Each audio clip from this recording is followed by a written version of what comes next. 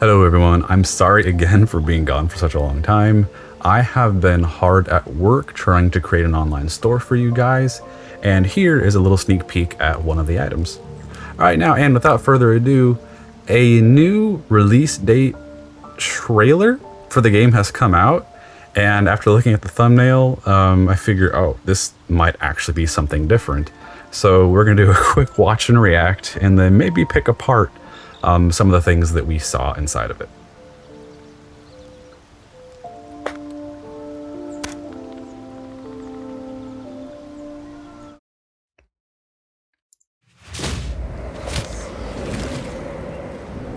I'll tell you a story, true soul. My life was dismantled piece by piece. And when I tried to buy it back, it cost me everything. I must finish what I started. Death's design will be complete. Discover Catheric's secret. Find out what it is that makes him invincible so we can strip him of his advantage.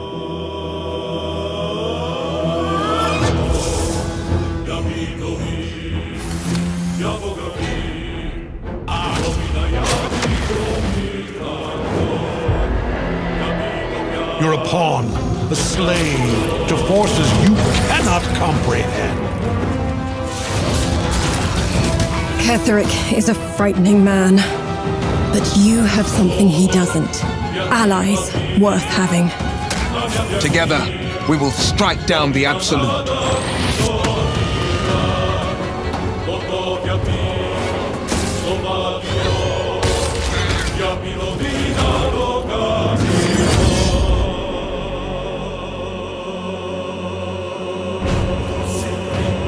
Bow before me.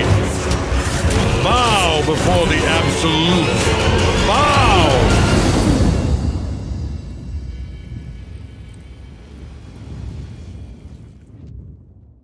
All right, that was great. That was epic. All right, so it's very clear that the first, and we've already been told this in game by Big Daddy Druid Halson, Ketheric Thorn is, as we can clearly see, going to be the first BBEG for, I guess, pretty much the end of the entirety of Act 1. At least I'm assuming he's the end boss for Act 1. And that tower we saw, I know they had kind of previewed that tower in a quick little flash during the trailer for the last patch where the Paladin came out. And I think that's supposed to be Moonrise Towers on the surface level where all the shadowy, wispy stuff is going on. And I also forgot to mention, one of the big things that got announced with this trailer is that we're getting a console release. I know for a long time, people kept asking, are we getting console? Are we getting console? And it's always been like, well, looking at the development cycle of how DOS 2 used to be, we can estimate maybe, 1 to 2 years after the full release happens. This way they can let the initial game roll out and then they'll have time to actually work on the port. But no, and you can even see on their collector's edition website, whenever you go and you pre-order it, they have it in there too, for the collector's edition for the consoles. And it's just, they're coming out same day. It's going to be same day release between PC and console, and that is big. I know people have been asking for that, especially since Stadia isn't a thing anymore. So just having that as a bit of extra good news is just big for the community. And it also looks like we have co-op, like traditional couch co-op. Got split screen action. You got one character on the left, you got one character on the right, and it looks like they can be controlled individually despite each other. I'm certain round turns will, halt actions during actual combat, but it looks like each person, for the sake of couch co-op, can freely do whatever they want at the same time as the other person. And I know people have been asking for that for a long time too, and it's just, Larian is listening and they are delivering. It's gonna be big when this launches, and I am just so excited. And trying to look at some of the other stuff that's in here.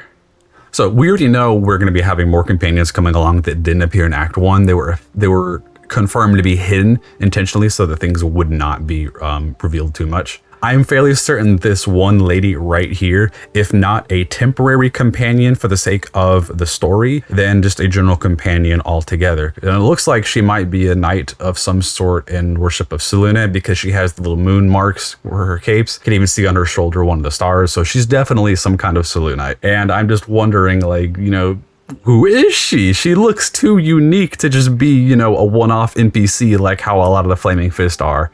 And I love our main companions. I truly do. But I am just giddy with excitement, you know, other than Minsk and Jaheira, and maybe any other old companions coming back, like our old drow friend or whatnot, Akonia.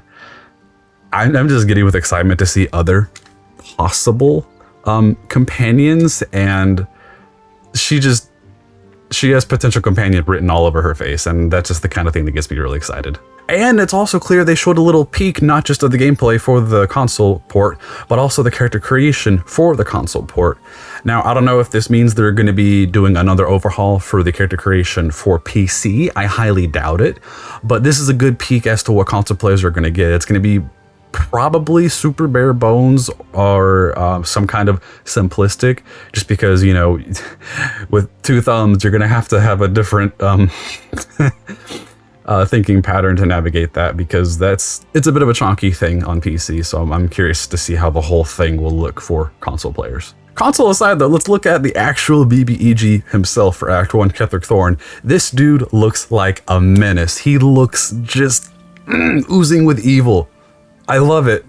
Just even if you didn't know anything about, you know, the story that's going on at the moment, just looking at him from the perspective of, you know, a basic D&D campaign, he looks perfect as a BBEG that, you know, your DM could throw at you. And who is this good boy?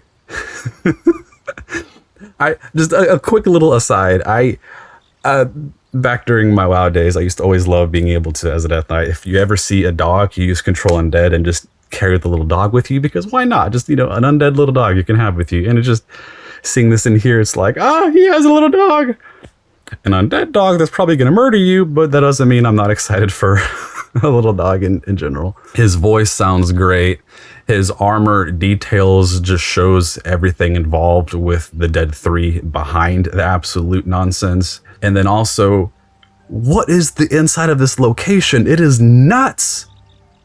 Trying to compare the original Baldur's Gate games, when we're, you know, deep into Illithid territory, whether you're, you know, in Shadows of Amber, Thornaball, trying to compare that into a 3D environment, it's like, yeah, we got to see the inside of the ship and it's everywhere, but it's like, it didn't really have like a good translated feel. And then, I don't know, something about that giant chamber, it just felt better.